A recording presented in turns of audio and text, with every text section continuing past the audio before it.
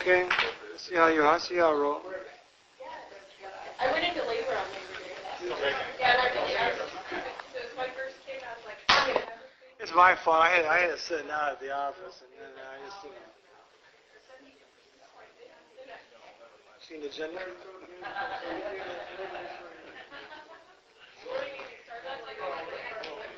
Yeah. Under most circumstances, there would be more than enough. God. Oh, they're different, aren't they? Yeah. I got one. This isn't an iPhone. If you try to charge the iPhone 7 without an iPhone 7 charger, it can blow up. That part I do know. I've seen it. Now, if you don't use the charger, well, thank you, Robin. As long as it's iPhone, it's compatible. If you use like a Samsung and iPhone, there is a risk. The battery. I know I'm talking like I have a lot of authority. I really don't. I just saw it on the news. But, I do a pretty good job sounding like I know what I'm talking about. That's Greg Winderland. Greg Winderland can attest to. Huh? Decaf.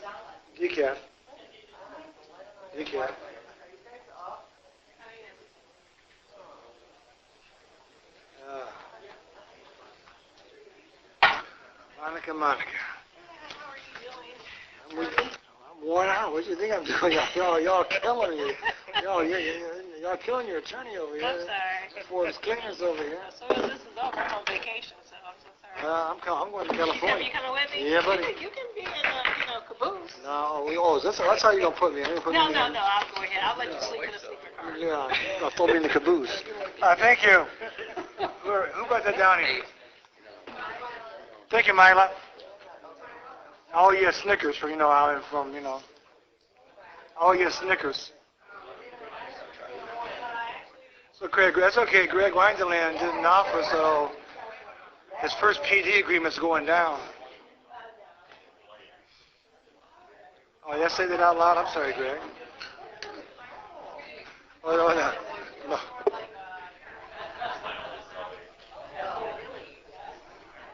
I'll say it again. I heard you first 10 times. You're like my mother. You think if she says something good, it sounds good once, it sounds 10 times better. Oh, my God. Oh, okay. Strike that.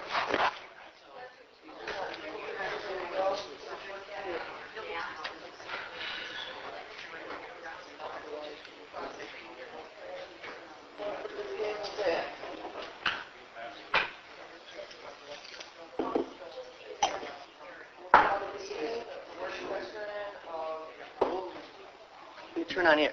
Work session agenda, or Tuesday, August 15th, 2017. If it's all right with the board, I'll chair the meeting. Any problems with that?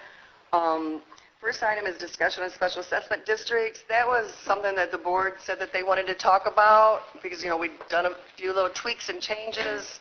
It's kind of like just looking for direction of policy. And I know that Brenda has Supervisor Stumble, who has a serious health issue with a relative, so she's out of state and won't be here tonight. But I know that she has some ideas on that, so if it's all right with the board, I'd just as soon just put that off to another work session and stuff. So anyways, so cover that. So and then the next item is agenda review.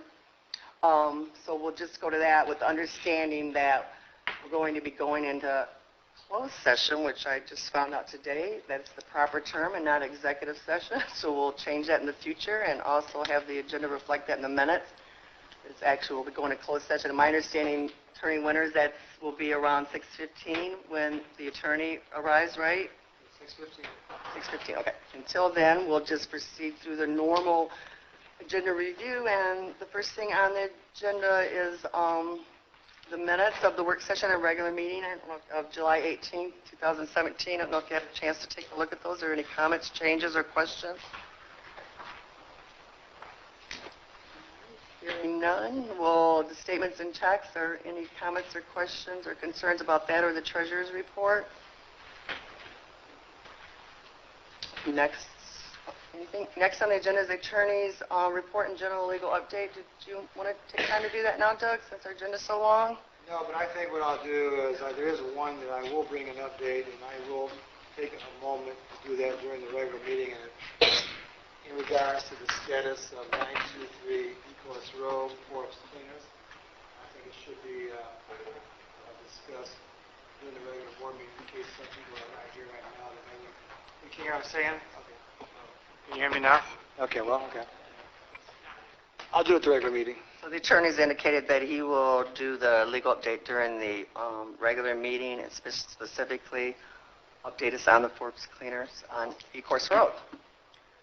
Next is old business, which there was a resolution. If you remember, we had a public hearing on July 18th, 2017, the regular meeting to hear comments from residents, and we had several residents that were here, all spoke in favor of creation of the district. We also had several emails that were read into the public hearing or public record at that time. And so tonight, we'll need to just go ahead and vote for the resolution or not. Are there any questions on that? I'll have to read the resolution into the record at the board meeting. It's basically to create, one of the questions that the board wanted to have answers was where it was located, and I think I sent out an email saying that our understanding was the same. It's actually going to be on the expressway side, on McCartney, directly where State Road hits it, and I think that's called the northwest corner. Are there any questions on creating of that district? All right. Next, it will be the request to approve the First Amendment to the Master Deed of Manors at Creekside Village portion of the Plan Development Number 25. We will need a motion at the regular board meeting to pull that off the table. There were several questions. I think that Director of Austin Community Standards, Michael Radzik, has answered those.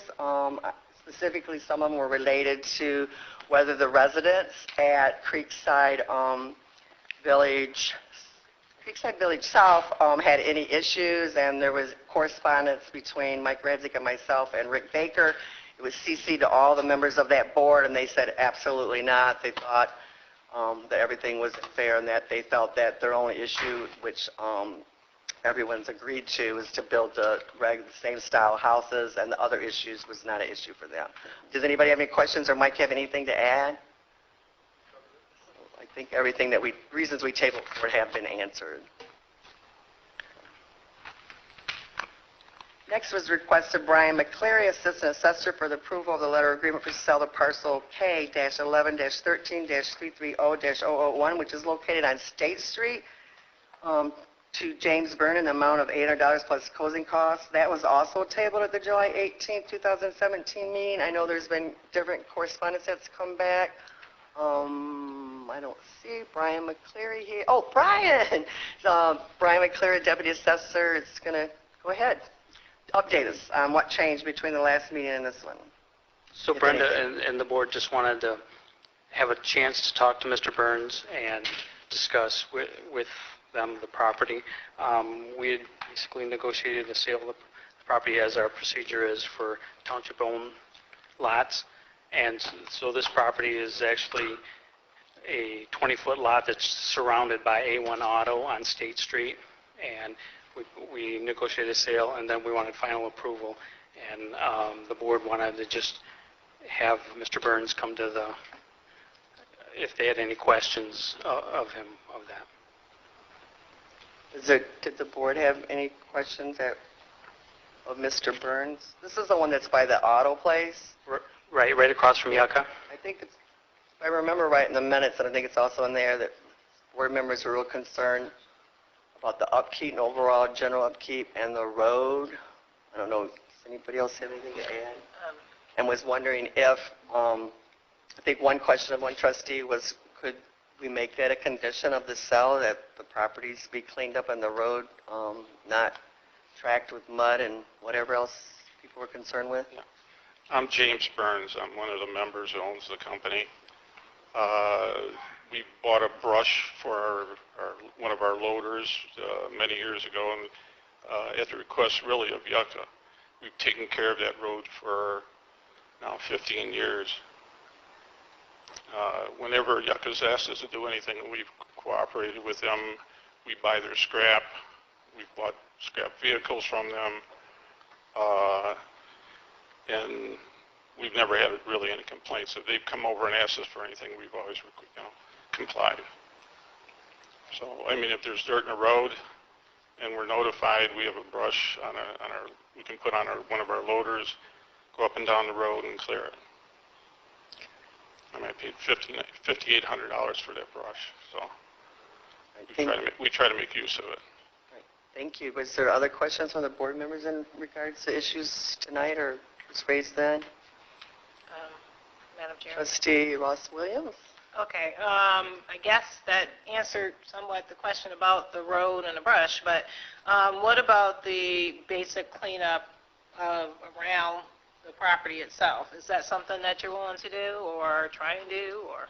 I don't know what you're referring to because the property is fenced in. It has an 8-foot high blue fence. It's probably the nicest looking property in the whole area. If you go around the entire block, Coolidge or State Street, we try to keep the frontage clean. We do have people that bring in automobiles for scrap. They drop them off at night. The next morning they come in and bring in the titles and bring the vehicles across our scale. So at times there can be scrap vehicles in front of one of our fences.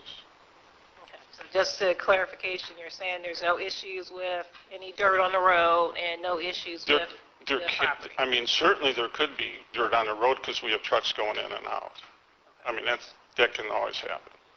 But we try to keep it clear.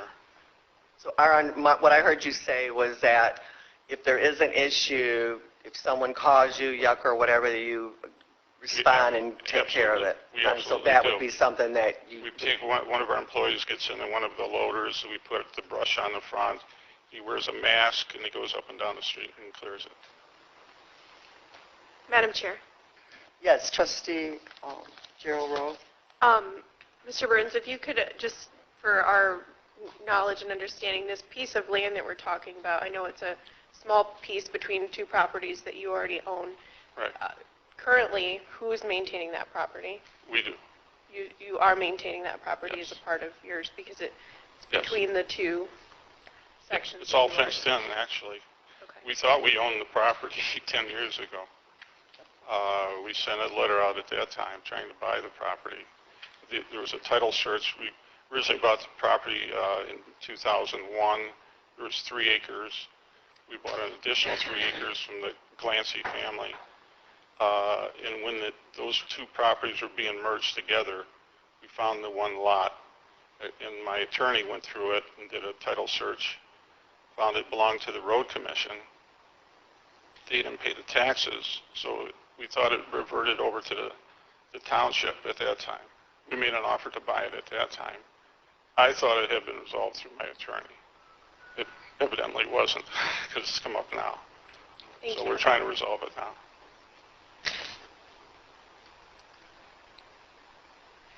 So what I heard you say, because there was a question, just look back to the minutes, and it was about the overall appearance and conditions that Supervisor Stumbo had raised.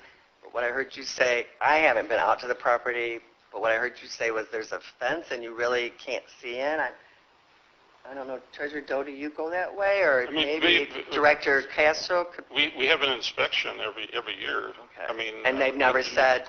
They've always Okay. given us a good grade, especially compared when we look at our neighbors. Well, maybe we're confused. Maybe there might have been confusion with that. I don't know. Yeah, So. actually, we own 12 acres because we did the 3 plus the 3, and then we bought an additional 6 acres. So that we have 12 acres on right there on State Street. I did have a conversation with community development as far as the licensing, and part of the licensing can involve inspections as to the property maintenance and the overall front appearance of the property. There is a new fence there. I was out there, and actually we took a new picture for the initial approval in December, and there is a new fence there. There's the building, and in front of the building, the fence doesn't continue on, but it's a brand new 8-foot fence, blue. One of the issues was that the dirt in front of the building, but it goes into the yard, and that is dirt because it's a scrap yard, and the trucks do drag dirt throughout the road. But that's an issue that also, going forward, that community development, when they do their licensing, can inspect for that issue. So they expect it every year, and if they had an issue, That's they my can raise it, understanding. and that be a condition of them keeping their license. So there is an avenue. It's not just selling the property, and we're done with it. There's another avenue, not just Right, this every property, year but his entire property. we'll inspect it. Thank you. Does anyone else have any other questions for Deputy Assessor Brian McCleary or Mr. Burns? Okay, thank you very much. Thank you.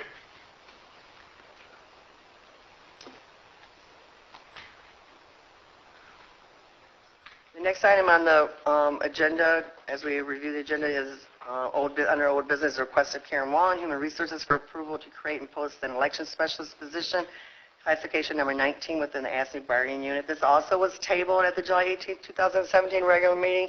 My understanding that board members just felt that they had gotten it too fast and needed more time to study it. So is the board in a position to remove it from the table? Did you get all your questions answered? Yes. It's Trustee Outreach. I'm still waiting for a few answers from the HR office.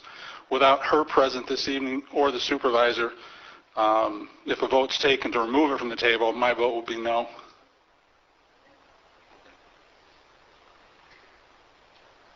Did you want to tell us what those questions are you're waiting on? I can supply them to you. Just for the Once the record. work session's done, I can supply a copy to everybody. I just have to run out and grab them. Okay. So maybe you could tell us then, maybe before that, maybe when we get to that agenda item, you could tell us what it is that you're still waiting on information on. Madam Chair. Yes. Trustee Wilson. Yeah, my only thoughts at this point in time would be that if negotiations are coming up here very soon, that it really doesn't make sense to address this at this time, being that it's only a couple months away. So my vote would probably also be no to remove from table for that reason. Well, actually, the only thing Robert's rules to keep on the table is not to delay the action for another reason.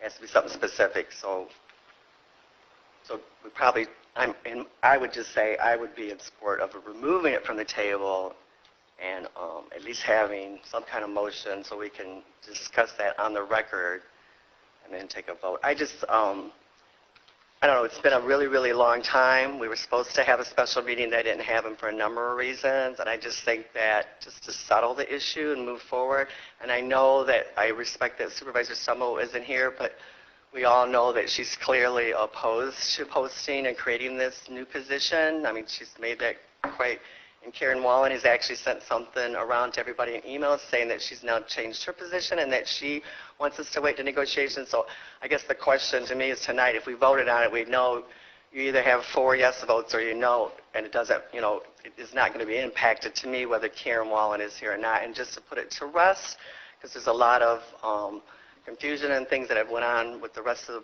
the organization, and so I would just really ask folks to move it forward. That was just one issue about the tabling thing, and I guess I'll just go ahead and speak right now on the whole issue. I presented to you, and I represent what Trustee Wilson said, and I respect that, but I just presented to you that to delay it and to wait for negotiations, including this board has voted twice this year on 2 different contract issues that actually the same contracts are expiring. So just really want to encourage you to be careful that we're treating this position, this department's request, and this employee the same as all the other things that's come before you. I kind of went through, and I just kind of went back 10 years. I think I caught everything, but I'm not going to say absolutely. I might have, as I was scanning through all the minutes with the search, I might have looked over one, but every single change in a position, creation, combining, eliminating stuff that's been done over the last 10 years has never waited for any contract negotiation. So this will be the first time in the history of the township over the past 10 years that we actually waited until contract negotiations to take up issue. And I want to encourage you, I feel really strongly, because I do support something that's on the agenda later tonight, the also have community standards, which also will require opening up a contract in order, and they need that person desperately. But I think that we would have a really hard time explaining why we're going to open up that contract to create or not create, because that position is in their contract, but they will have to get a letter of agreement because there's no wage in the contract for the new planning coordinator, and I absolutely will not ever stand in the way of moving that forward. We're all in desperately need, and I'm going to support that tonight. And I just think that, as board members, we have to think of, you got this one on the old agenda, are you going to treat it differently than the other one that's on the agenda tonight? Are you going to treat it differently than when you created David Maynard's position and gave him $55,000 and even agreed to not even post that position, just to award that? And that was this board, all of you that are sitting here voted on that, and we didn't, and their contract's up this year also. We also, right prior to that, earlier in the year, we changed some, and this board voted on another change, and it included opening up the contract, which I totally support. I think, and if you read my memo, I believe that contracts are fluid documents, and they work for both sides, and they're not locked in like, oh, you can't do anything. That would really structurally hamper organizations if they weren't able to open their agreements. We would have had to force all of our employees into an 80-20 health care plan where everybody would have to pay 20% if we couldn't open up that agreement the first time. So I think it's really important, like you're going down a kind of stretchy, scary road when you say we're not ever, because we're getting ready to negotiate 2 major contracts that will probably be for at least 3 to 4. I mean, sometimes I think we've even done 5-year agreements here. And to say that you're not ever going to, you'll be the first board to ever say, I'm not going to open up a contract to deal with any kind of positions or classifications. So that's separate of how you feel about the position, but that should not be the reason why we don't deal with the position, because it's I think, is a very treacherous road, because I can guarantee you, as soon as we sign that contract, we'll be opening it up probably 2 or 3 times, because that's the history over the years. We open up the Teamsters contract 3 to 4 to 5 times a year if we look at the 10 years, and we do the same thing with the AFSCME contract, most always to deal with positions. The only other time I'm aware of is when we dealt with health care, and that benefited everybody. That was a savings, and it was a great thing to be able to do that because we saved everybody money, all the employees in the organization, and we saved the retirees a lot of money. So, Madam any Chair. other comments for the board? Treasurer Doe. Yes, I think there's a lot of things that you're throwing out that sort of doesn't fall in tune. Normally, when we open up contracts, it would be an agreement between management and the union. So I think any time, unless we negotiate the 80-20 or the health care issues that we talked about, they were negotiated in an agreement to reopen those contracts. I have sit and listened to the attorneys. I've listened to human resource. I've also listened to the union talk about that they're not going to just move forward on this as you've asked for it right now. They have an awful lot of questions. I do believe that we have a very possibility of opening up a can of worms, that there may be other specialties that we don't know about, and that's why I will vote no, not to take it off the table, because I believe that we should wait and negotiate it. We're talking 2 months from now. You've talked even in your letter that the employee has been doing your assignment for 2 years now. I can't see what 2 or 3 months is going to make a difference. So I also will vote no to take it off the table. Any other comments for board members? Madam Chair. That's Trustee Ross Williams for the record. Yeah, thank you. I do appreciate your comments, and I guess for me anyway, I am hesitant, and this is why I'm hesitant. If I have it correct, per the information that was given from the HR director, she even said that we probably need to take this into negotiations. If we are going to talk about it, my biggest question is, should this be under executive session? Because of the fact that, in reality, we are talking about a person, and I'm not going to name that person. So that, and we're also talking about salary for a person. So because of that, that is the biggest question that I have right now, is that should this be taken under executive session? Thank you. I just, in response a little bit to Treasurer Doe and Trustee Ross Williams, again, I just want to really caution the board, like if you want to vote no on the posting, that's one thing, which again, it would probably be the first time that that's ever been done.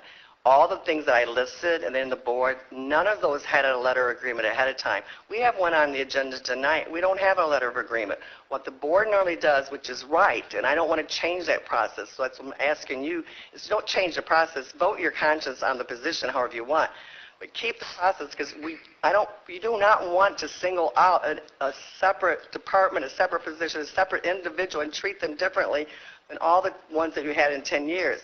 And if you look at what I presented, and if you look, that's why I put the minutes in there, and I actually went on each one of those and looked in the board packet just to make sure, and I included the letter of agreements that were in there. The problem was they didn't have dates, but every one of those letter agreements were done after the board's action, because labor negotiations is like this. Management has a rights. There's a whole rights clause in it. It doesn't matter whether it's UAW, AFSCME, Teamsters, Federation of Teachers. It's a basic principle of labor law. Every management has a right to take action, create positions, do away with the positions, if they're covered in the contract. So they do that as the leaders. Then they go to the township board, and that's what we've always followed. There's not one case in all those I listed out where you had a letter of agreement ahead of time. The one with Dawn Sites, where we got our GIS, got the $1 an hour raise. That agreement was signed after. Now, are there conversations sometimes with them, and sometimes that was indicated in the board? Like, we think that they're going to agree with that, but we have to work out the details. There was a specific one that this board did vote on in response to what Trustee Ross Williams said. This board voted on it. It was a position that was created for a specific person. It was a person. It was David Maynor. We said in the motion that we we would ask the union not to post this job, because they're normally the Teamsters jobs get posted inside and outside at the same time. That's their contract. We said we supported upgrading him from part-time. We created a brand new position. It wasn't the position he was doing at full-time. It was a new position, new title, new classification, new responsibilities. And we also set a wage structure for that. And we said we wanted just to promote that person. And this board voted on to do that. So all I'm asking is, regardless of how you feel about the position, is that not to change our ability. Because how are you going to say later on the Office of Community Standards, when they want to do the same thing, are you going to say, no, we're going to make them wait till 17th? I'm going to beg you not to ever do that. That department is dying up there, and we need that position. And even if they post it, if the board approves it tonight and gets it posted or meets with the union to settle that wage, because that's not settled yet, and that has to be negotiated. It's not even listed in the wage structure because it hasn't been filled since 2011. And not just on that position. It's going to happen. We're a flexible, fluid organization. Things change, new programs. There's a letter of agreement that this board authorized to negotiate after we approved it for Act 54 to actually do AFSCME labor. And they had to go to 2 unions on that one. After this board said, yes, we think it's good for Act 54, which is Teamsters, to actually do AFSCME work. And so we got 2 letters of agreement that were signed after those. And that was needed because we have a new rental inspection program, and that's going to program, so we needed to have that flexibility. That's going to happen over and over again. So don't bind your hands and say, that you don't want to, do it. You want to wait to negotiations. Vote on however you want based on your hearts, and your minds, and then what's good for the township. And I also, as I look through the things, I don't recall ever a department head ever asking for a position that the board did not approve. All the things I looked at were all unanimous, every single one of them. So when a department heads, and so I'm just asking you for my department to be treated the same as the rest of the departments, and doing something that's so desperately needed to be fair and reconcile and give equity to the employee, and it is for an employee, just like for David Maynard. We all know this is for Angela Robinson, and to treat her in the same fair, just way that you've always treated all the employees in Ypsilanti Township. With that, I'll end. Madam Chair, could I Yes, have one more? Trustee Ross Williams. Thank you. I guess my question would be, what does the union feel about this at this point in time? Because I think that's important also. And I think that that's a fair question, but it's probably not a fair question at this time. I mean, I'm not going to say that I know one of the representatives is here, but that's never been asked. You need to know that that is not, we don't, it's in the minutes and stuff, but that doesn't come up. It's not appropriate because we have the right. You don't want to limit your hands and say, oh, I can't create a position unless the union. You create those first, and then you go on negotiations, see if they agree, if you can work out the details. Maybe they want to tweak it. Maybe they don't want it posted. Maybe they want the requirements a little bit changed. But it's a management right to do that, and that's not a fair question in terms of it's fair for you to ask it, but in terms of asking the union to vote on something or take a position or do something prior to us even deciding what we're doing is that you're putting, and that's really what's caused a lot of the stress that's happened is because we did not take action, and I'm not saying that that wasn't right because you have a right to get the information you need to make a fair decision, but because of that action, it's left the labor, the bargaining unit in a turmoil, with them discussing and debating all amongst themselves, so it's out of the line of what we normally do, which has created this basically kind of a nightmare, even though I think a lot of it settled down and more over the last couple of weeks and stuff, but right after the board meeting, it was pretty insane around here with the amount of stuff that was going on. So are there any other questions from the board at this time or comments? And if that, I'll let... Madam Chair, just had just one comment. It's to my understanding that within the IT department, when we created a position, it was to have a backup. There was a need for a position. And even tonight, the hydro station, like Saranen, it sounds that is requesting extra help, part-time positions.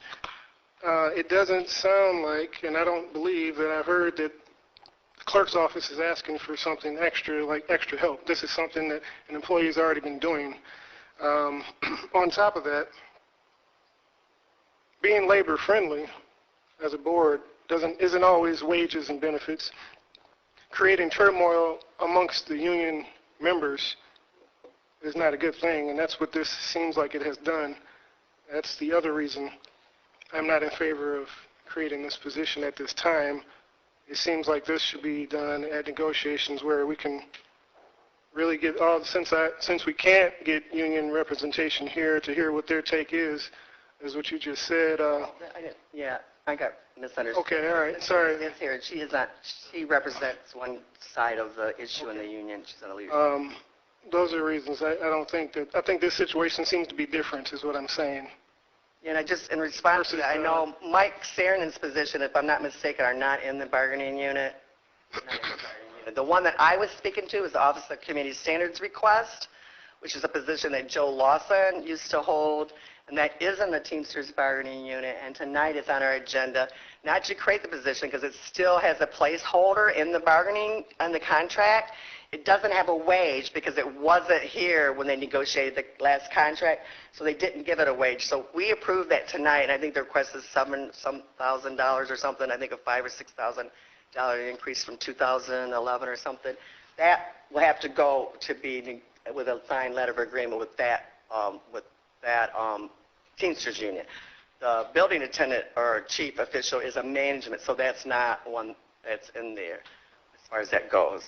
And like I said, everybody has a right to opinion. I'm not saying the way we've always done it. I just know that we've not normally had a letter of agreement before we actually took action. Sometimes we've had conversations or general support, just like Karen Wall. If you remember, the only reason this made it to the agenda, in her memo, she said she had spoken with the leadership, and even though lots of things had to get worked out, they just generally rang in support of that. So any other questions or comments from board members? Madam Chair, the last question I just have, is there a need for this position? As a request from the clerk's office that this is something new? Yeah, and that's what I kind of try to lay out in this memo in more succinct style. Whether I was successful in that, I'm not really sure.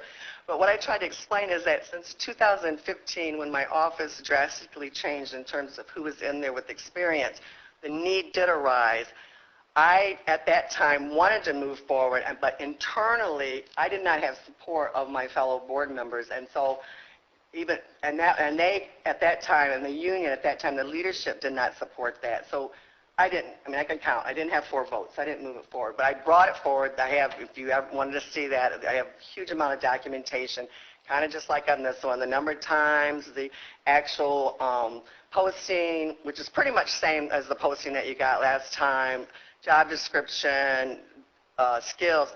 What happened was there was a need because I lost so much experience, and so I changed the structure of my department, and I put Angela Robinson in an election leadership position. I asked her if she would take the lead because there was no one else. At that time, you have to remember, I had a brand new deputy with no experience in elections, and I had a brand new staff person. I went from 3 people with about 18 years each, because all Angela's ever done is worked in that position, and other folks had worked side by side on elections with them, and I lost all of them and had 1. So we were going to be totally dependent until some of the rest of us got up to speed on Angela Robinson. She agreed to do that, and we agreed that I would ask for her to get, just like every other department head, to a new position created and a new wage to go along with that. So I tried that in 15, went back again in 16. Especially I did it again in 16 because we had 4 elections that year to try to get that resolved before the elections. I wasn't successful at it. It never made it to the board agenda because, frankly, I did not have 4 votes of support.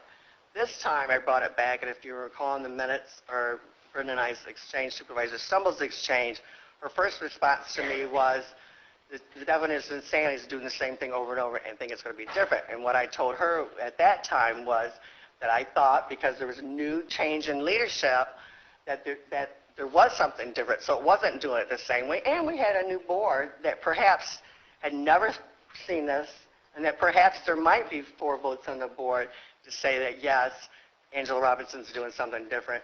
Yes, Clerk Rowe needs to restructure her department. Yes, we support that, and we're going to give some kind of a raise. I actually put in and some of the things that have come out over the years, since that time, it's like, well, why don't you just use temporaries? Well, when you think about it from a township perspective, I could hire a temporary, and I would only hire a temporary with election experience. The union contract requires me, when I do that, to pay the wage of a floater's clerk. So that's almost $20 an hour. So in one election, and I can do that 90 days before.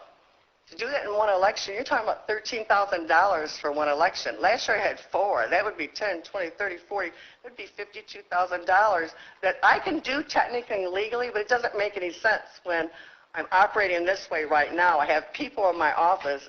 I have a election leader who's working as an election leader, and I wanted $2 an hour. In the memo I told you or asked you or said that in the spirit of cooperation, because it's more of what Supervisor Stumble, at least at one time, thought was more of $1. And then, so we're only talking about 2,080, is that how many hours there is? $2,080 increase a year versus going outside and hiring an election special for one election, which I got one coming up, and there are people out there who just do that part-time. Most of your smaller locations, that's what they do. They hire people 90 days before the election.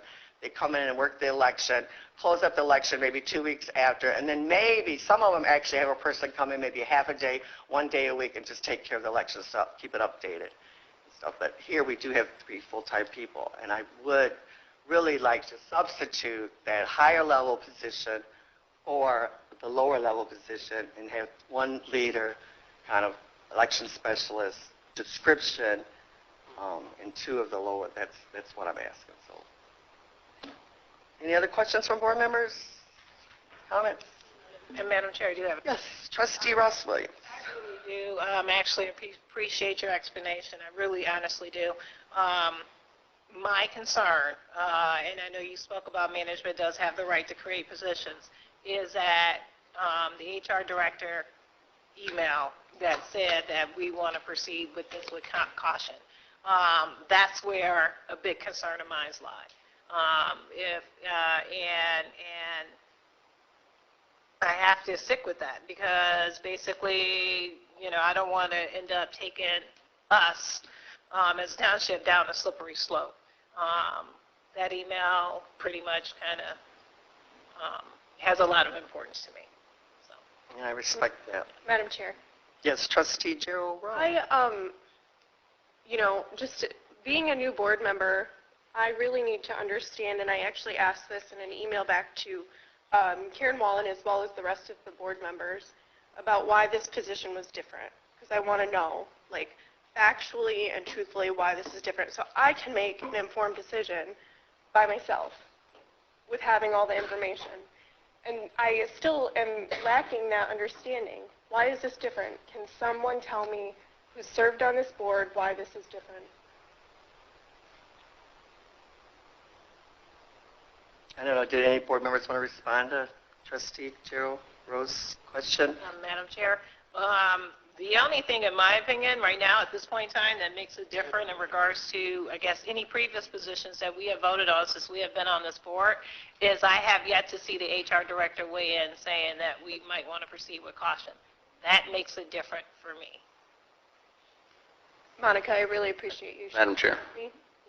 I guess why I say it's different, Heather, is because we have been advised by attorneys, we've been advised by human resource that we should, and including Council 25, they want to have all the information. It's a negotiation, and we're going into negotiations. Why wouldn't we just do it in negotiation and make it clean? We're talking $1, $2, whatever. We can't throw a price out there.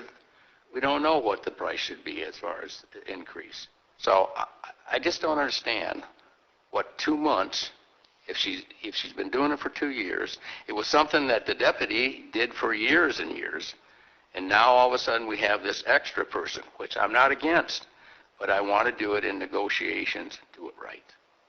Just a point of clarification, if you want to respond on that. The deputy, there was 3 election people in the office. I would say virtually that they were all specialists. They all had been doing elections, so it wasn't like one person was doing it. I haven't heard, too, and maybe we'll go back to Trustee Gerald Rowe if she has a follow-up. Madam Chair, may I, Yeah, no excuse problem. me for interrupting. No. But that is my whole concern. You're right. All 3 of your clerk 2-3s did it. And now we want to single it out to one person. I'm not sure that's the correct thing to do. I'm not sure maybe it's something that all 3 of them should learn how to do, and maybe there's an increase for all 3 of them. But if we go into negotiations, we can fix it. You know, Treasurer Doe, I really appreciate that, but at the same time, it's like you don't trust me. I've always supported, and everybody, not just you. You wanted to combine jobs. You wanted to change jobs. I always supported it. I didn't say, well, I know how to run my office. Virtue of the fact we pull off elections without any problems. And so I'm asking you, I'm not saying that down the road, 10 years when everybody has equal stuff that might be different. But right now, the new people in office, they're not going to learn that and get to the level that they have to get to be in charge, of what we do and what that individual is doing. So I just want to be treated, and I want Angela Robinson to be treated like everybody else here. And that, I think, is a slippery slope because we're not treating them the same.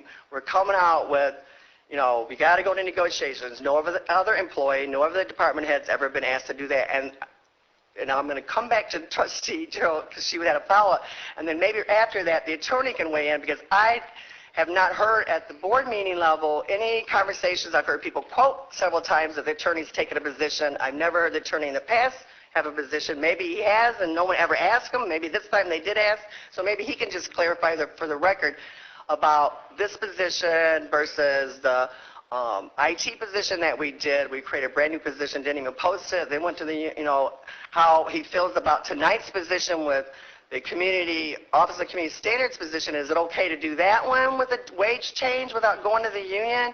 I mean, not wage change. There's no wage, and we cannot move forward if you vote for the OCS zoning coordinator position without negotiating the wage, because right now their contract has no wage in it. So maybe after Trustee Gerald Rowe's follow-up, we can go back to attorney, and then probably need to wrap it up because we got other stuff to do. Yeah, I would Okay, just, Treasurer. we've got an agenda Yeah. that's just Yeah. tons. Yeah. I would hope that maybe we can move forward and we get into the work session or the board minutes, that we can either talk about it. It may, whether it comes off the table or stays on the table. We've spent 40-some minutes on this, and And we've got a long, long agenda tonight. And so noted, you're right. Trustee Joe, do you have a follow-up? I did have a Sorry about that. So I just, like to again state that I don't really have a position on this thing yet because I, again, am still lacking information. I asked HR for questions, and I know that Karen's working really hard and on vacation now. And you did the board packet is extremely detailed. I literally read every 558 pages last night. And, feel knowledgeable about that piece. But the part that I would like to ask Treasurer Doe is, or just it's a broad question for the board, and if we're going to be a board that practices based on principles, are we moving forward going to continue to say, no, let's wait for negotiations to make it clean and to not have this labor relations angst within the township? Is that something that we should be considering, or maybe it's a broader discussion that I agree maybe should happen in executive session, because it's a big topic to discuss. But I, as a new elected official, like to be a person of principle. Hopefully I'm doing all right. It's only been a little over a year, but moving forward, are we going to vote based on those principles of always bringing it back to negotiations or not? I think that's just a decision that we'll, have to somehow come to as a collective group. But thank you. I just want to say, point of information, Travis, is Travis here? Because my computer's not working, so somebody can find him or you see him. Oh, okay, everybody. Okay, I'm not the only one. And I don't know, I threw that out there, and Attorney Winters, maybe you're not prepared, because I know it's kind of a broad question to say, do you think we should ever open negotiations? Is it only at certain times? How do you feel about this certain, because people have been throwing that around, your name around, saying that you fully support waiting until negotiations on this particular instance. So I don't know if that's fair, and if you want more time, I completely understand. Well, I don't need any more time. I've been pretty consistent with people I've talked with, and I'm not going to discuss what I've talked in open session. Okay. I got 2 emails from the bargaining chair of the local. I got an email from another Council 25 representative. Anything that I would say would be said in closed session if that's where the board went. And I would caution, the board that if there's any caution is to, I'll leave it at that. These discussions should be in closed session. All right, we won't end without letting Ms. Harris, you want to give your name for the record? Myla Harris. I am the Vice President of ASME Local 3451.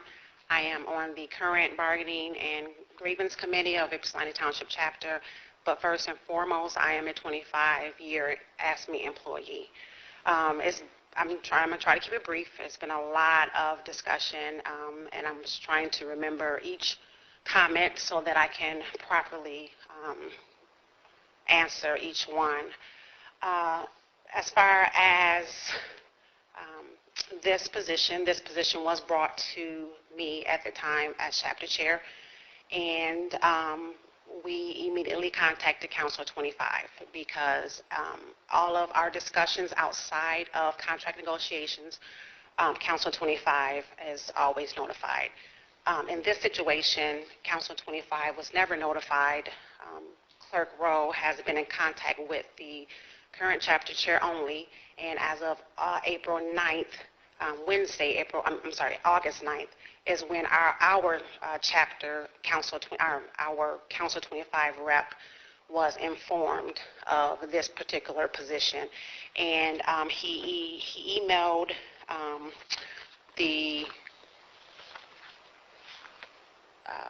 HR, Karen Wallen, and it's funny because of all of the 500 pages and the 42 from Clerk Rowe, that this email was not included. And I'll be brief, but it just pretty much says, good afternoon, Ms.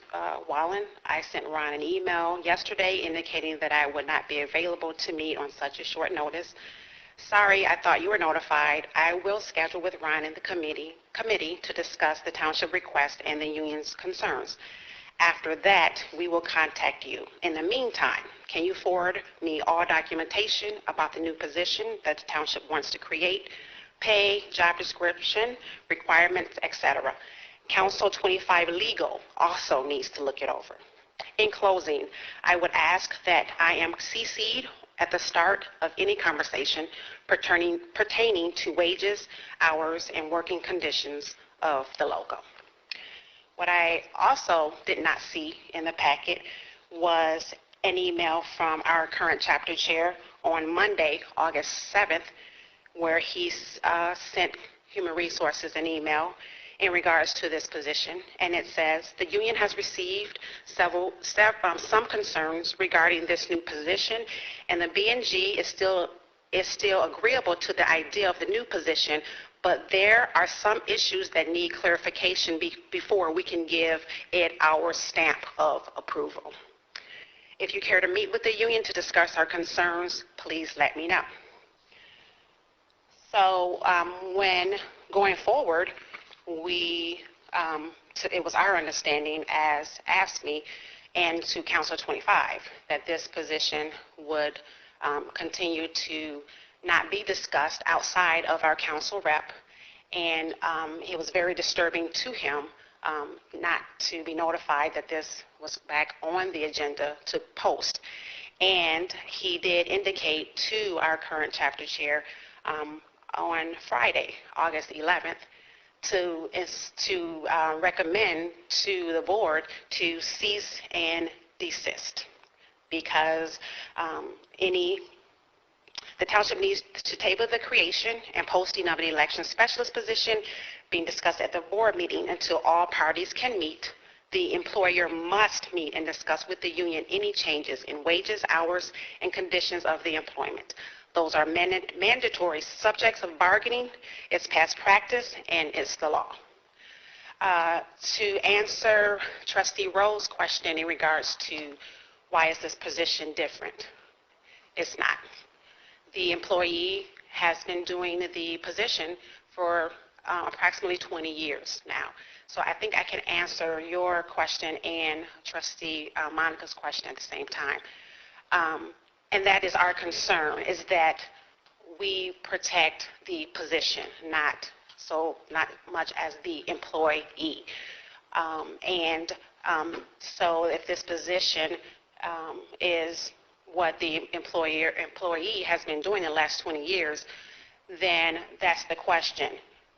Just because the workload has increased, that you're saying that she is going to be assigned or given more duties as an election specialist, but that is what the clerk's office do, is election. This employee is a clerk 3, nothing more, nothing less. You indicated that this particular individual is knowledgeable, highly experienced, and irreplaceable. But at the same time, when there is a vacant deputy clerk position in your department, you yourself didn't even want her.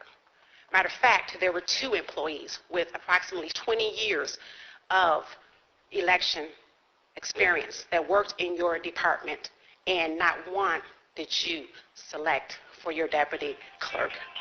Without due respect to your deputy clerk, she has no experience. She did not have any experience, as you stated this evening, in any election position.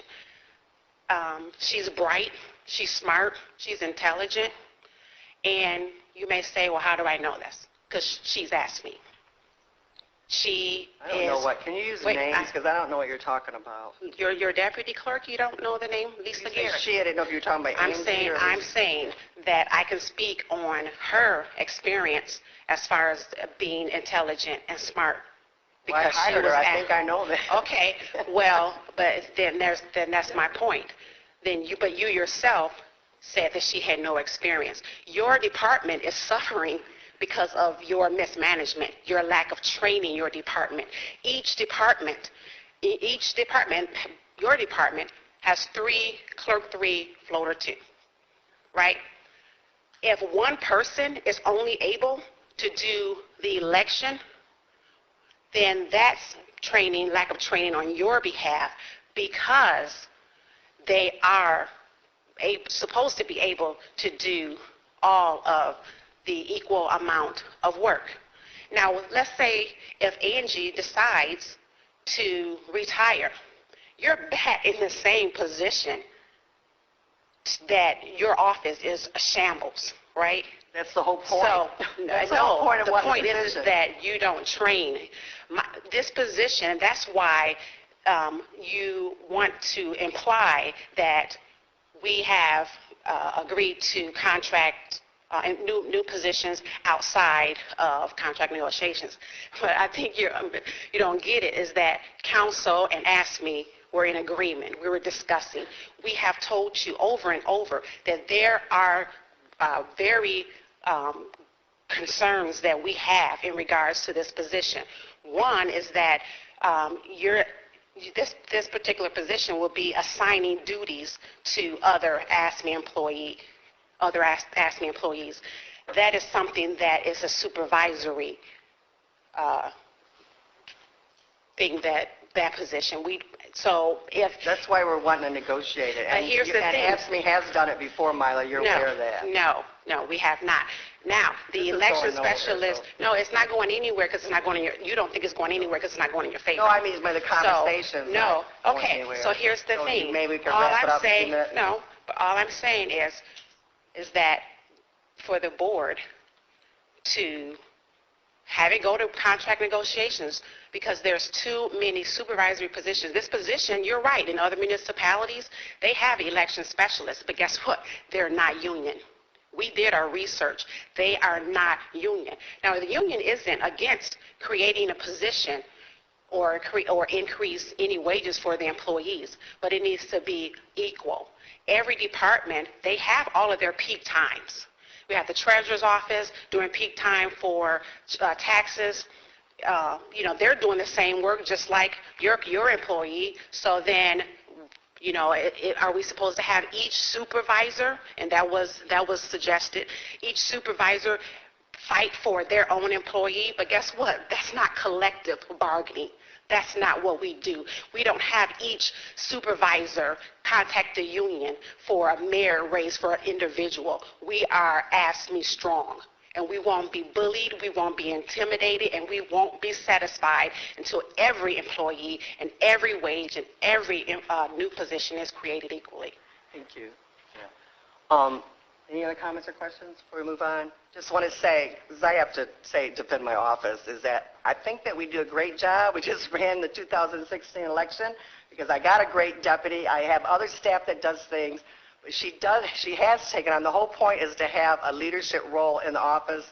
It's subject to negotiations. All the conversation that's going back and forth needs to happen at the table. That needs to happen if the board, like we always have, approves the position, then of course you do a letter of agreement. Just like they're going to do tonight when we do the OCS, just like we have when we did Dawn Scheitz, just like that we've done over and over and over again. I didn't include those emails because they weren't to me. They were other people's emails, and plus they were 12. Let me finish. There was a trail of emails, and it was clear that pieces were missing. I put in what my memo, my research, and what I had put together in regards to this position, and I didn't put in those things because they were to Karen Wallen, and frankly, I think those discussions are, involve labor practice issues and stuff, and it's not my, she didn't ask me, hey, would you include those emails in there? She knew it was going back on the agenda. Everybody knew it was going back on the agenda, and so I would have put in anything that anybody asked me to put in that on the agenda. Just real quick. Madam Chair, Yeah. is it possible that we move on? Move on. Yes, sir. We're going to move on. Thank you. With that, thank you, Mr. Treasurer Doe. Next item on the agenda, I think, is the new business. You have a budget amendment. The budget amendment is for, it's actually for, I'm trying to play two roles here. The 32 hours for PTO is the first line. It's the first item for $757 payout. The next big one is $44,100, and that's for, we have an election, that wasn't planned, that wasn't in the original budget. And then also we have working with Residential Service Director Jeff Allen, but mostly with Carl, lost his last name. Sorry, Carl. Carl Gerlbach, and working with the two election folks who work our elections, the two guys that do everything. The truck that we use is like in bad shape, so everybody's in, I don't know why I didn't think about this a long time ago. The trailer's going to be so much nicer because you can pull it behind. Like now we take 3 different vehicles to every pole. They'll be able to pull it with a truck behind a van and stuff, and so we needed a budget amendment to buy this wonderful 16-foot trailer to put all our new election equipment in. So that's what the $4,738 is for. The Tyler Dam project, there's our change orders that were, and this I think will finalize at least at this point, but be aware that there's going to be more stuff coming back, but this will take care of up-to-date invoices that are going to be coming. And then $20,000 for nuisance abatements. Any questions on the budget amendments that are going to be before the board tonight? Okay, next is authorization and execution of documents necessary to implement the township settlement with Nexus Pipeline. We were going to go into closed session on that later on.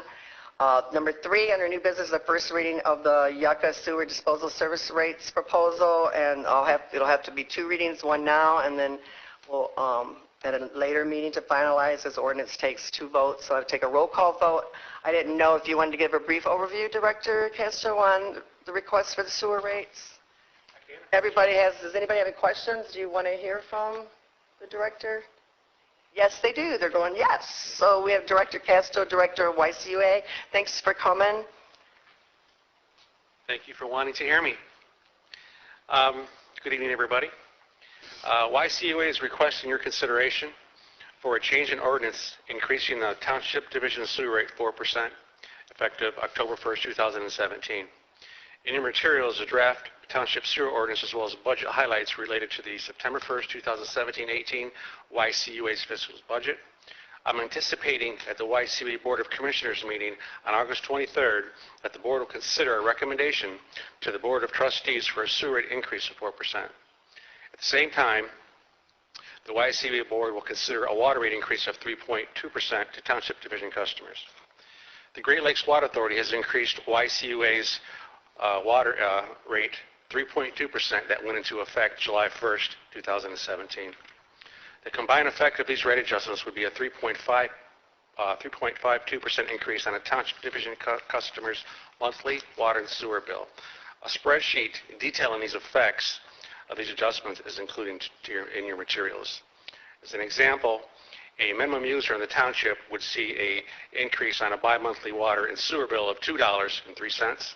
An average user in the township would see an increase on a bi-monthly water and sewer bill of $3.23. Again, we ask for your considerations for a change in this ordinance to increase the Township Division sewer rate by 4% effective October 1st, 2017. As some other rate comparisons to the board, Canton Township has increased their water and sewer rates 3.2%. Ann Arbor's water and sewer rate is 6.3%. Northville's is 6%. Livonia's is 6.7%. Plymouth is 5.2% water and sewer rate increase, and Rochester's is 5.3% water and sewer rate increase. Is there any questions? Any questions or comments from Trustee Ross Williams? Madam Chair, thank you. I guess my question is more, I understand that the rate increase is because of Gleewa. I got that. Sure.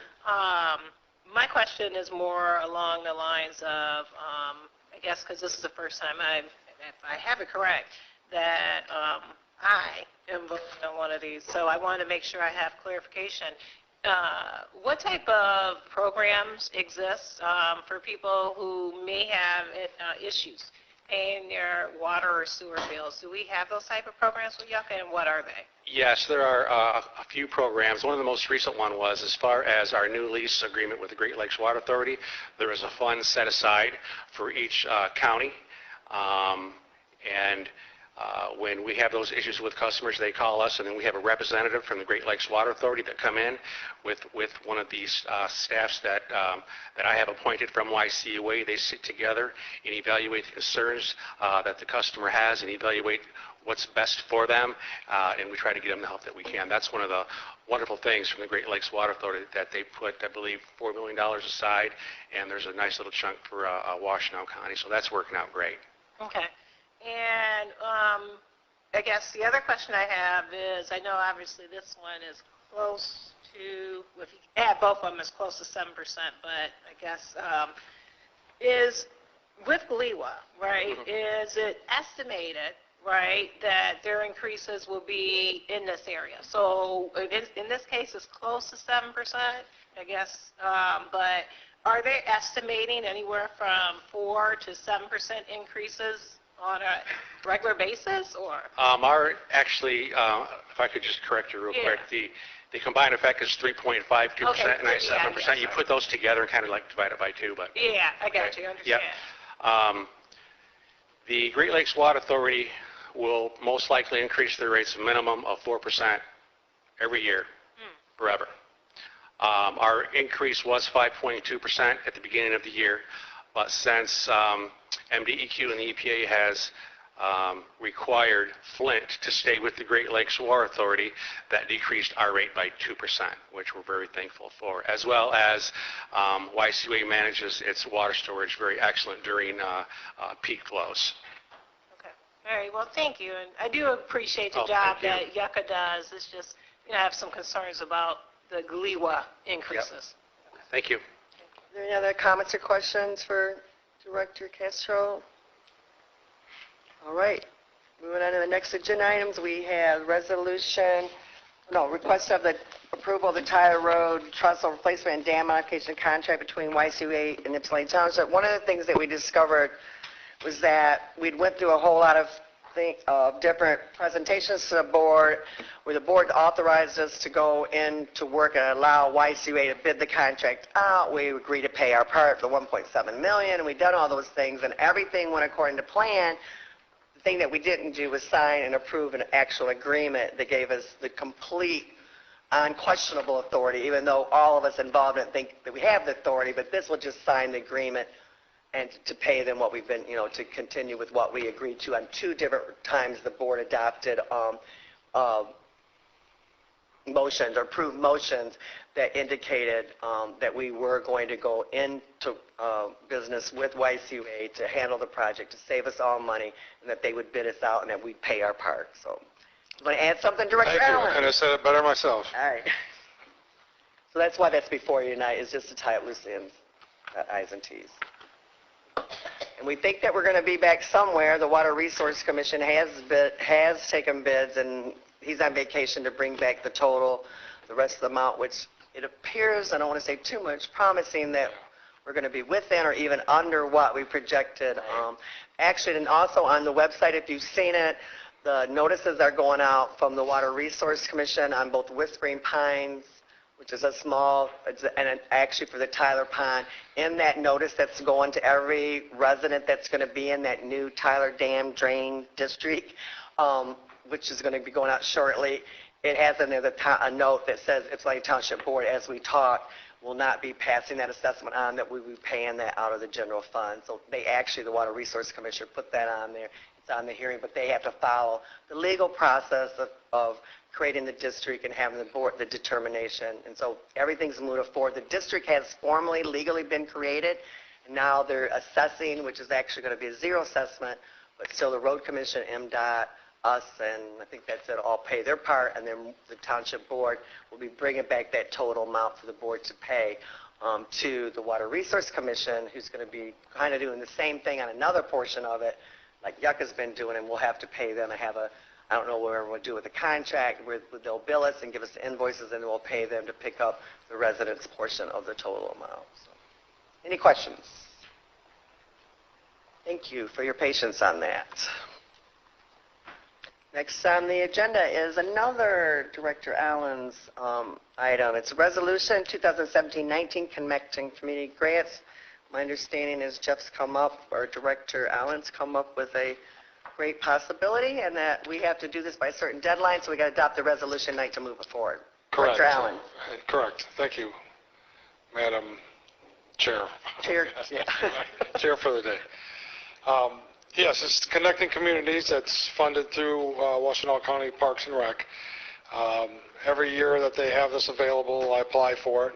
I think I've got it more times than not, but they do pass it around to different communities as well within the county. At this point, we decided we had a $100,000 grant.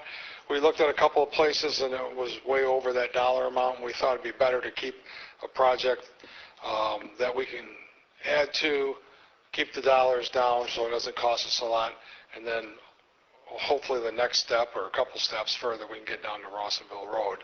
So that, I know the county's interested in that as well. So that would be a good project to get kids. Right now, we're looking at right in front of Rawsonville School, so it would help with school kids as well. They were walking. Any questions for Director Allen? So this is a resolution we need to adopt tonight Yes. in order to submit and move the project forward, because there's a That's correct. deadline to apply for the grant, Right. which will be before our next board meeting. Yes. Thank you. Okay, moving on. Next is request to approve an extension to Majestic Lakes PD Stage 1. The expiration date is September 18th. My understanding is the project's moving forward, but if they have to ask for the extension before it actually expires, and that's what this is for. Deputy, hey, Director Mike Radzi. The plan development phase 1 approval expires on September 15th. S.R. Jacobson, the developer, was hopeful to get PD2, which is the final site plan approval, before the expiration date. They just submitted those plans late last week for review, and there's no way that deadline will be met. In anticipation of that timeline problem, we strongly recommended that they apply for this PD1 extension as a safety net so that they don't have to start all over again, and that's what's before you tonight. We do anticipate taking PD2 final approval to the Planning Commission for a recommendation to the board sometime in the very near future. Could you just give a brief description of what that project is? Because, there's so many over there. You all get confused, at least I do. Sure. The original Majestic Lakes project included, I believe, 5 separate areas, 2 of which have already been split off under separate development agreements, one of which is the Nautical Point Apartments, which is currently under construction under a separate development agreement.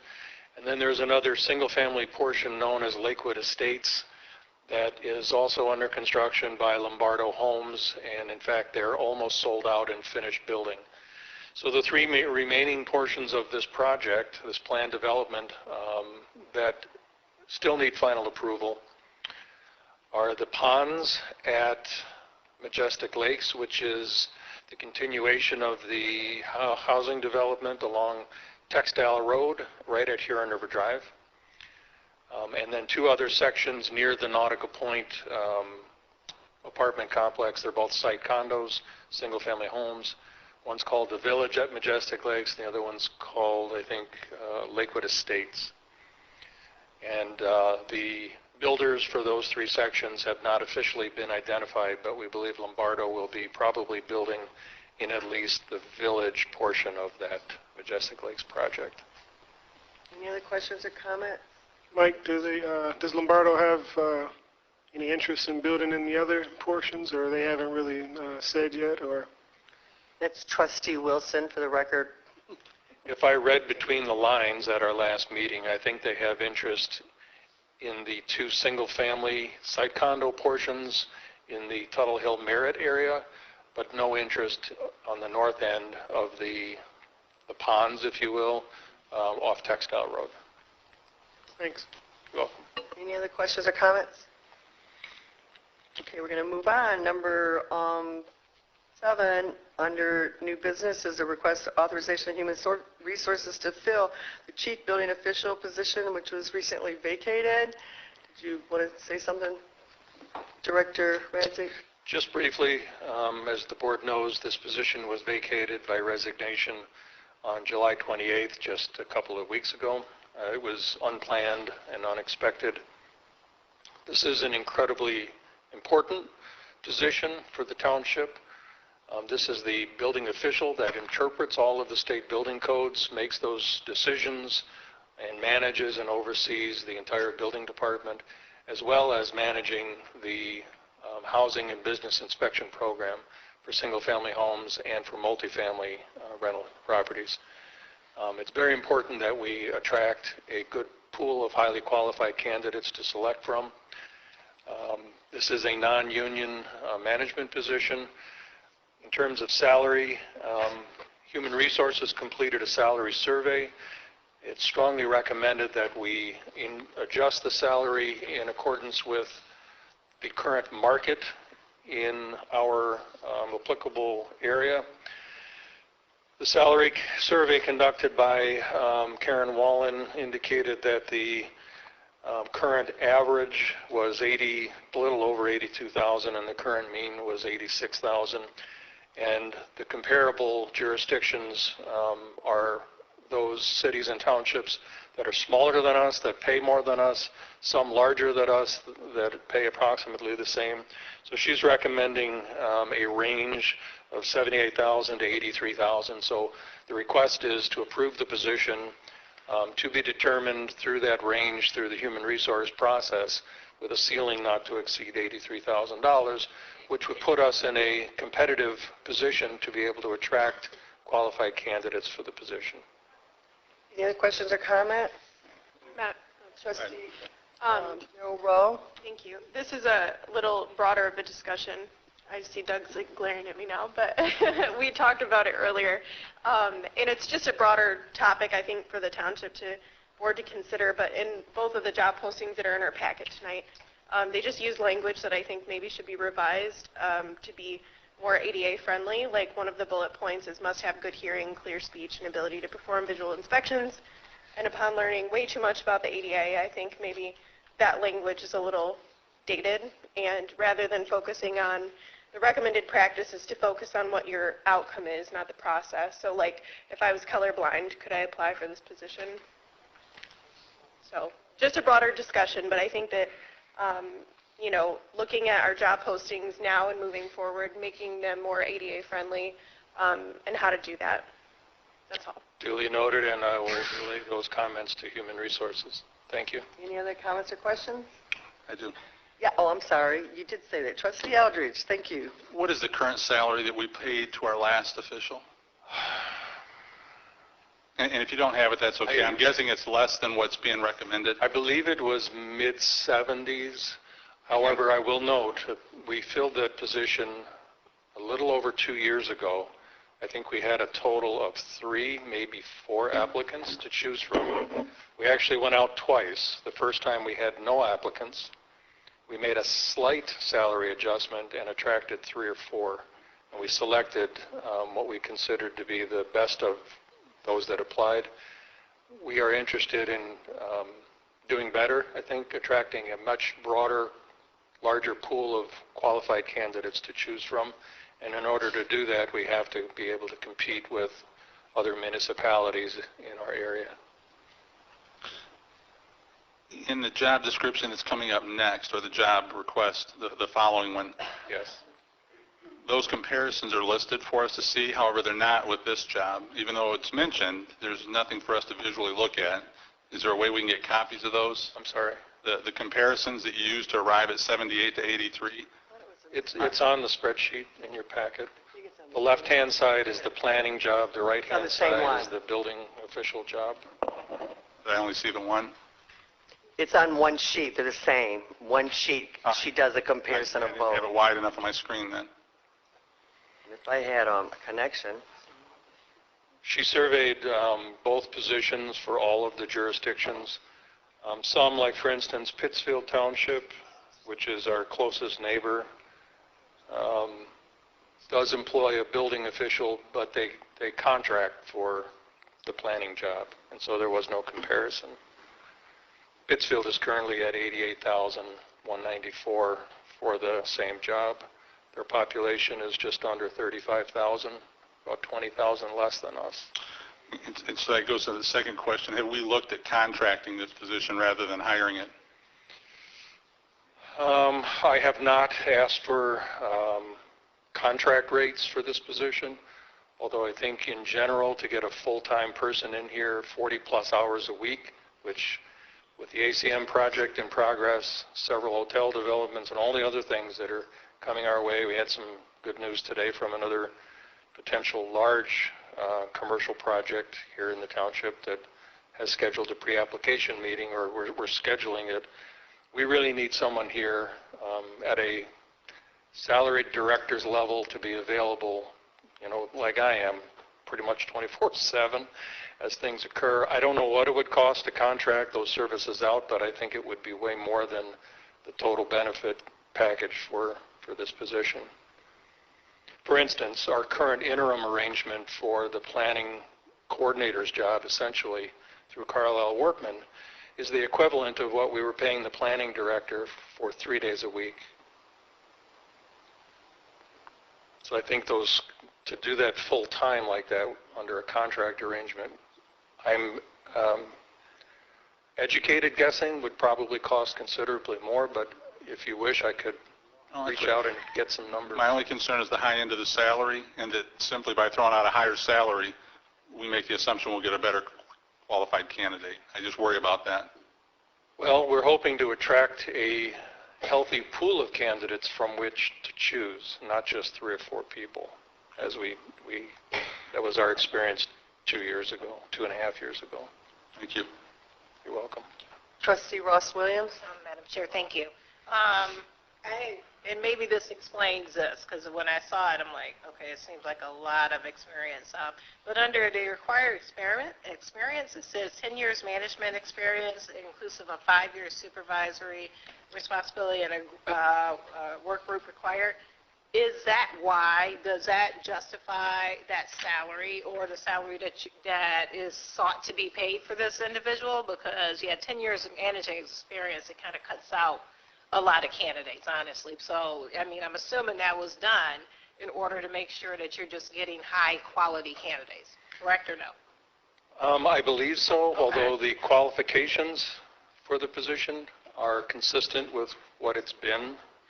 I do know in order to be licensed by the state as a building inspector, and especially as a building official, there's 3 state licensing levels for this industry, if you will. Building inspector, building plan reviewer to review plans that come in, and then building official would be the highest of those 3.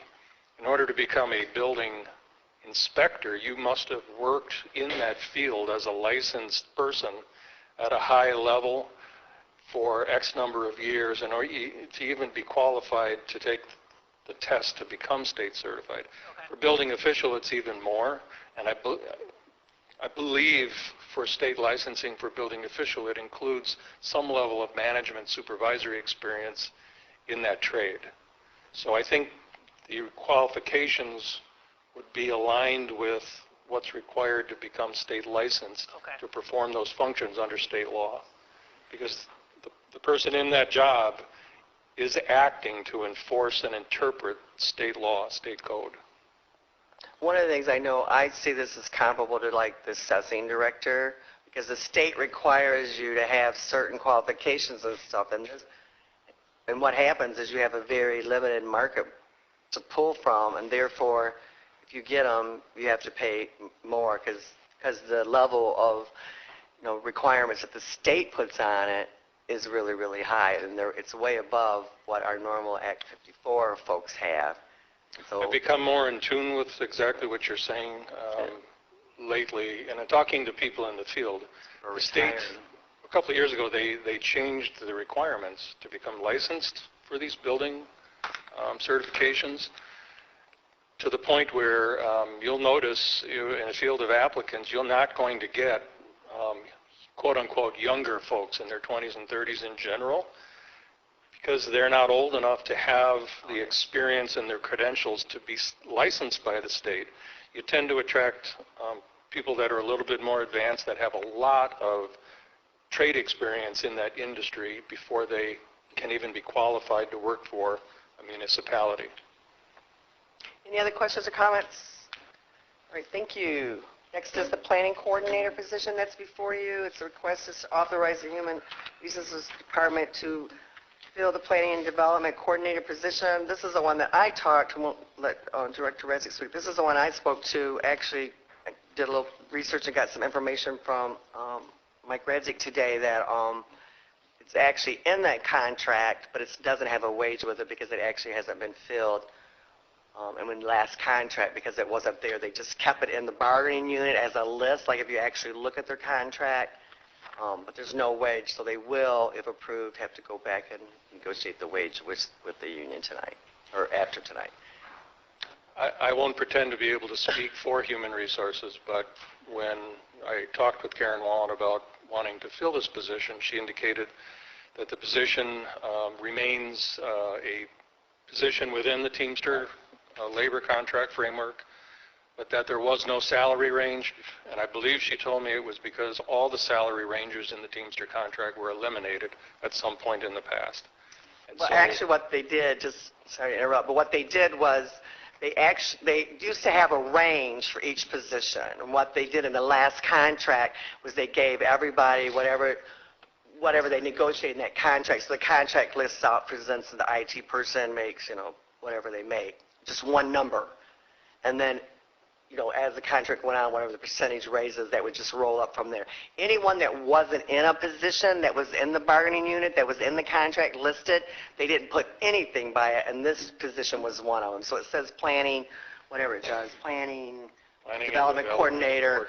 And there's a whole slew of them, of positions that's been cut and not filled, and they're all at the top of the same page, and then right below that page in the contract is the folks who actually have the positions that are filled, and it does not have a range. They all have a specific number. Correct. You're correct. So for history, for the newer members of the board, this position was last occupied by Mr. Lawson up until 2011, at which time he was promoted to planning director. The township, to my knowledge, has not hired anyone for the planning department, either director, coordinator, or anyone lower than that, since I think when Dave Nicholson was hired as planning director. Maybe Clerk Rowe could help me with the date. Early 2000s, maybe 2002, I think, or 2003. So at the time it was vacated in 2011, Mr. Lawson was making $65,000, and that was almost 7 years ago now. Adjusted for inflation, the recommended ceiling is in alignment with that. The market rate survey done by Human Resources, you can see the numbers here. They range from, on average, almost 74,000 to just over 92,000, and the current average is about 84,000. There's a footnote that a lot of these position quotes were for a quote-unquote planning director level, which is a non-union position in the township organization. We're not asking for that. We're asking for the lower level coordinator position. The lower level coordinator work is currently being performed under our interim arrangement with Carlisle Workman Associates, and it's at a rate of just under $12,000 per month. I believe that the recommendation for the salary range and the ceiling made by Human Resources is in alignment with the current market rate conditions for the lower level coordinator job, and our intent would be to fill that, provide those services 5 days a week on our office, and then continue to use our consultant primarily for site plan review, special conditional use permit presentations to the Planning Commission, variance presentations to the Zoning Board of Appeals, and those are all pass-through costs to the applicant developer on an hourly rate. They will also continue to be our planning consultant, as LSL was prior to last year, and also be engaged in special projects for the higher level things that require higher level expert planners. This does not require you to be a quote-unquote planner. You need to be a very good zoning administrator to know and be able to apply our zoning code, to review fence applications, deck applications, site plans for construction of new homes to make sure it meets setback and lot coverage requirements, architectural standards, so on and so forth, and to also do all the coordination. I like to say moving the chess pieces for the development process involving our outside engineers, our outside planners, road commission, water resources, MDOT, and all of the people that are involved with the applicant's team. It's very labor intensive. And so those are the duties that would be done by this person. And we put a lot of thought into which job should be filled, what the duties and the needs of the organization are now and in the foreseeable future, and what a good reasonable salary would be, so that we get a good benefit for our buck, and that we can also attract, just like the building job, a qualified pool of applicants. I'm a bit concerned for this one in terms of the applications. Pittsfield has, I've been told by several people that Pittsfield has gone through 4 or 5 people in this position over the last several years, and I'm hoping to attract, good people, and our consultant has actually offered to help recruit. So we're hopeful to get a good showing if the board approves it. Thank you. Are there any other questions? Madam Chair. 2 questions, Mike. One was, I guess, do you have any ballpark range of what the previous salary was when it was filled, way back when? In 2011, You said it was filled at $65,000, when Joe was in it. Okay. and that was 6 years ago. The other question was, and this is a little bit related to the next item, but it's also related here. So in this memo, it says, our interim arrangement will be terminated once the position's filled. Yes. So how will that affect the multifamily item that we're going to discuss next? It won't. It won't at all? Totally separate, yes. Okay. That person does not do the multifamily jobs ever? Correct. Okay. Thank you. Any other questions? Thank you. Yes, Chair. Trustee Ross Williams. Thank you. Okay, maybe this is a point of information for me. So it says that it is I'm sorry. Point of information for me. It says it is a Teamster position, but a salary. Yes. So basically there are salary Teamsters positions, I'm assuming. There are 2 Okay. Teamster classifications. There's hourly Teamsters, the ordinance enforcement assistants that do housing inspections and other work are hourly, and the current labor law says they're to be paid for 40 hours per work week. They're not tied to 8 hours a day, and so they do work flex schedules.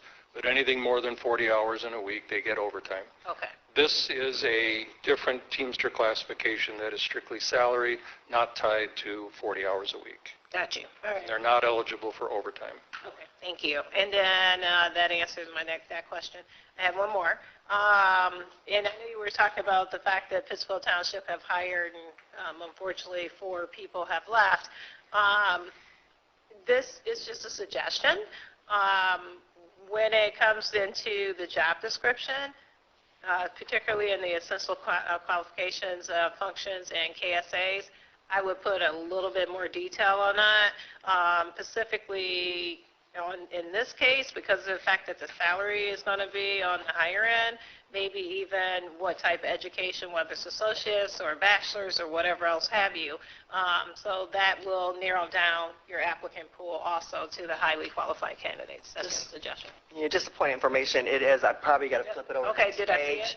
It Okay. does require a degree in Okay. related field, 4 years. Okay, all right, thank you. I didn't see that, so thank you. You're welcome. Thank you. Any other questions? Oh, Trustee Eldridge. Mike, is the intent, this is the position Joe used to have. His last current position is being handled through contractual arrangement with Carlisle. No. That's correct. Well, Joe, when he left, he was planning director. Right. Carlisle is providing office staffing, and they are essentially doing the coordinator's position. Okay. Who's doing the director? I'm sorry. Carlisle Workman is handling the majority of the director job. That's what's the... And that's what I'm saying. mostly involves site plan reviews and all the things that are developer pass-through costs. Okay. My point is it your intention to continue that contractual arrangement past the end of this calendar year? If not, are we going to see your office come back and ask us to fill that position as well as this one? Or will this position handle everything? This position would be strictly what's in here, the Right. planning development coordinator. Aside from that, if we had our own planning director, for instance, when Dave Nicholson was here, Right. he would do a lot of the site plan reviews himself.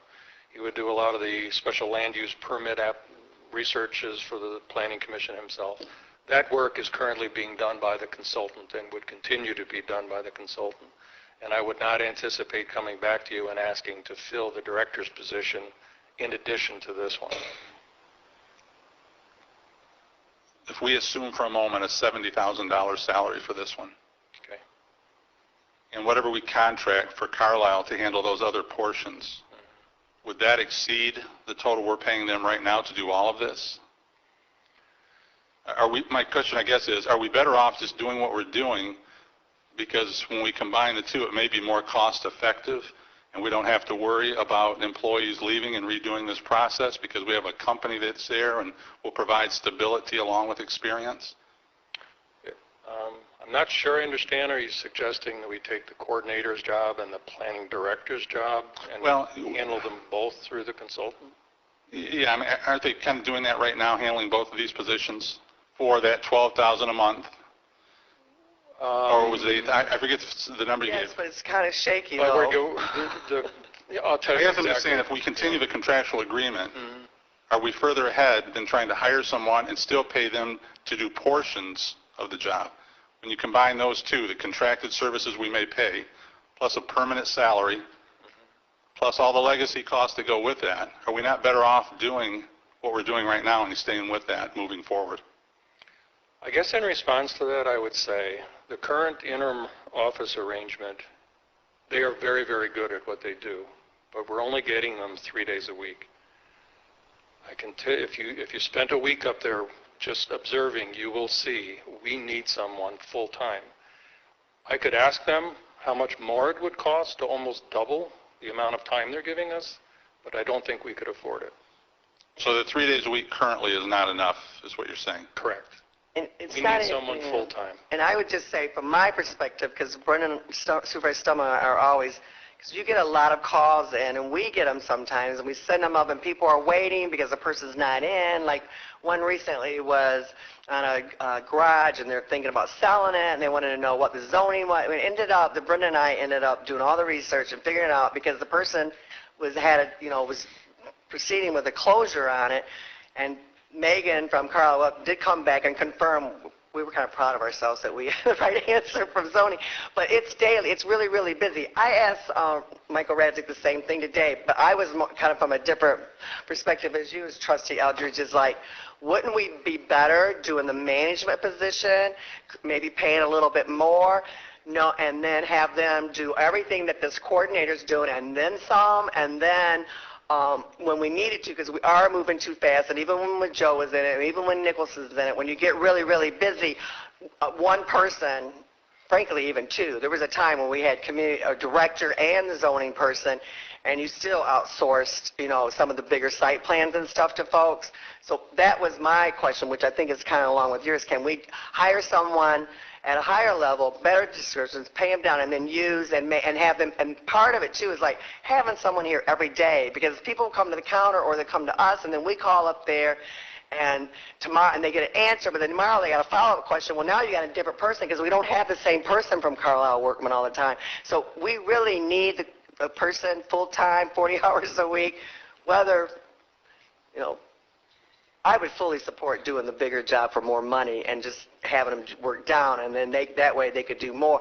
But then there's a trade-off, like if you get the right person, would you promote that person later on, kind of which we have a history of doing anyway. So I'm open and support either way.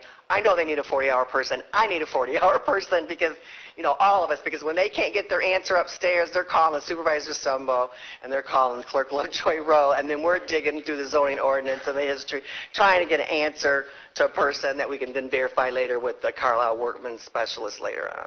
I greatly appreciate all of the input and the ideas and suggestions. However, with all due respect, I'll just say, between myself, Nancy Rabakowski, Alex Mamo before he left, and our office staff, and our consultants who were involved in providing input and ideas on what this organization needs at this particular time and into the foreseeable future, we all were in agreement that this coordinator's job, it makes the most sense,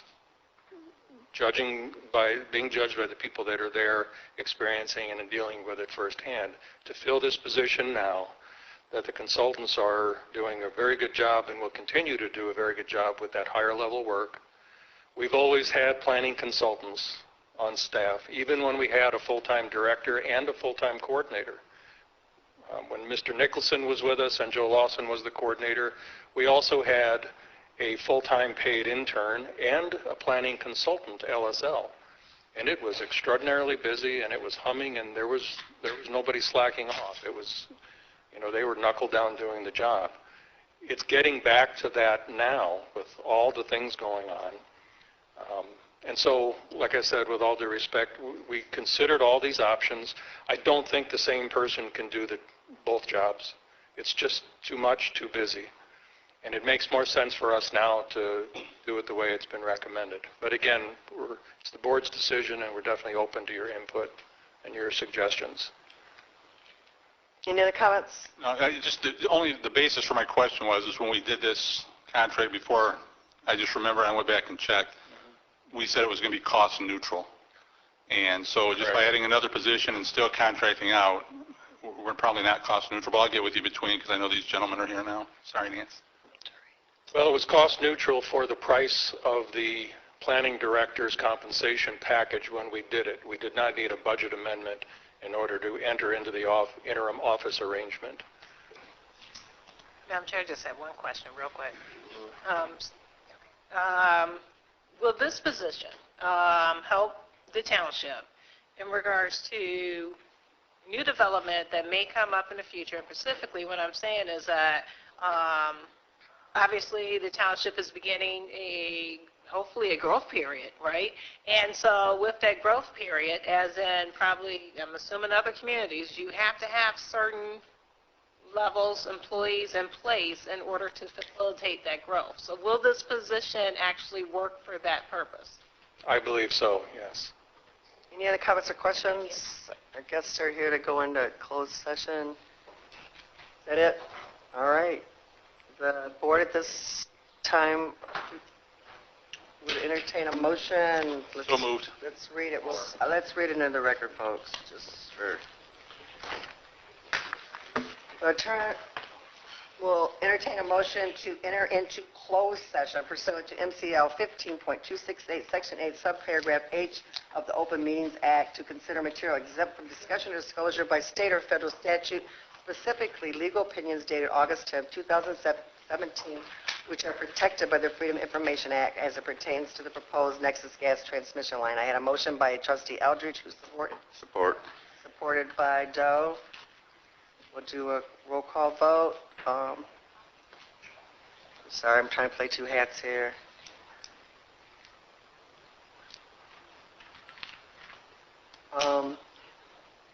Trustee Gerald Rowe. Yes. Trustee Eldridge. Yes. Trustee Ross Williams. Yes. Clerk Lovejoy Rowe votes yes. Treasurer Doe. Yes. And Trustee Wilson? Yes. Motion was made and supported and unanimously voted in a roll call vote. So we are now in closed session, so unless you're one of the folks entitled to be here, you need to leave. And maybe we can, you're post, Lisa? And Lisa, would you tell Jeff that he can go? Yes. That we can handle that.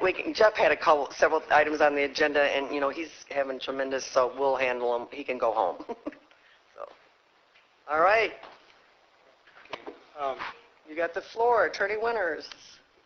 Good evening, board members. I know that you have seen the names that I'm about to attach to the faces for the first time, except for Karen and Larry that met Adam a number of months ago. But this is Mr. Adam Cohen sitting there, and next to him is John Scheibelhut, and they too are meeting all of you.